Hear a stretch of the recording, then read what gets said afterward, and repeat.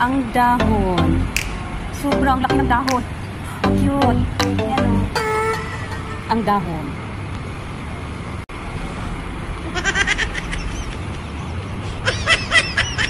Ang lapad-lapad ng dahon. Ayan o. Magtago ko, may tao. No.